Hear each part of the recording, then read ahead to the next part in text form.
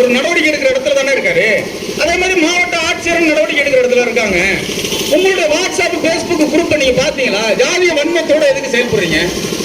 Example எடுத்து காட்ட முடியும், நிறைய எடுத்து காட்ட முடியும். அது சமீபத்தில் கூட பிரச்சனைலாம் இருக்குது. அப்புறம் எடுத்து காட்ட முடியும். இதெல்லாம் நீங்க எப்படி மாவட்ட காவல் கண்காணிப்பாளர் வந்து இதை கொஞ்சம் கவனம் எடுத்துக்கணும். சாதிய நோக்கத்தோடு வேலை பார்க்கிறவன் இந்த பட்டவரத்தில் பேசுற மாதிரி இனிமேலுக்கு நீங்க வந்து பணம் வாங்குறது கொஞ்சம் குறைச்சிக்கிறது நல்லதுன்னு நினைக்கிறேன். காவல்துறையில வந்து பணம் வாங்குறது, அரசு துறையில யாரா இருந்தாலும் சரி, கொஞ்சம் பணம் வாங்குறத குறைச்சிக்கிடுங்க. அதுக்கப்புறம் நாங்க வந்து உங்களை புடிச்சு கொடுக்கறத காட்டி எங்களுக்கு வேற வழி தெரியல. எல்லாத்தையும் என் மேல வழக்கு போட்டு எங்களை மட்டும் உள்ள தரலாம், நீங்க மட்டும் வெளியில சுத்திக்கிட்டு இருக்கலாமா? வழக்கு போடுறதுக்கு உங்களுக்கு எப்படி அதிகாரம் இருக்கோ, வழக்கு போட வைக்கிறது உங்களுக்கு அதிகாரம் இருக்குல்ல. எங்க அம்பேத்கர் இந்த எழுதி கொடுத்துட்டு போயிருக்காருல, சட்டம் கொடுத்துட்டு போயிருக்காருல, அதனால நாங்களும் புடிச்சு கொடுப்போம். எந்த அதிகாரி லஞ்சம் வாங்கினாலும் சரி, புளு புரண்டு அப்ரூவல் வாங்குறது பேரூராட்சிக்கு வந்தாக்கா அதிகாரி லஞ்சம் வாங்கினாலும் சரி, அல்லது காவல்துறைக்கு வரும்போது நான் மண் அடிச்சுக்கிறேன் மணல் அடிச்சுக்கிறேன். உண்மையிலே இந்த டிஎஸ்பியும் இந்த சுரேந்திர சாரும் ஒரு நாள் இல்லைன்னா இங்க மண்ணை ஓடும்.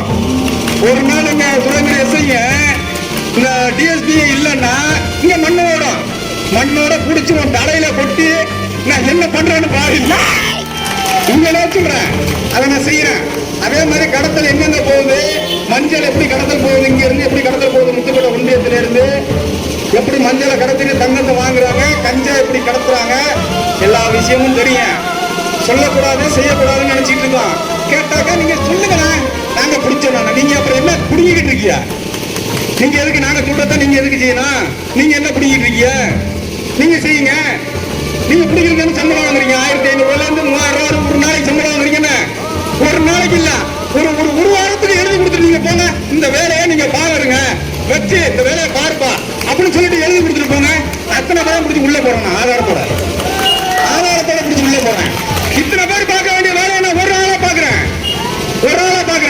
விடுதலை சிறுத்தைகளால முடியும், எங்களால முடியும். நீங்க என்னமோ வந்து பூச்சாண்டி காட்டுறீங்க.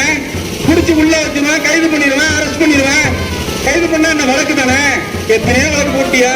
இந்த ஒரு வழக்கு போடுறதுல எங்களுக்கு வந்து குறைஞ்சிட போதா? என் தொழில தான் பாதிச்சுட்டு போகுது. நான் தான் முதல் போட்டேன், யார்ட்டையும் வந்து காசு வாங்கலை, நான் தான் முதல் போட்டேன்.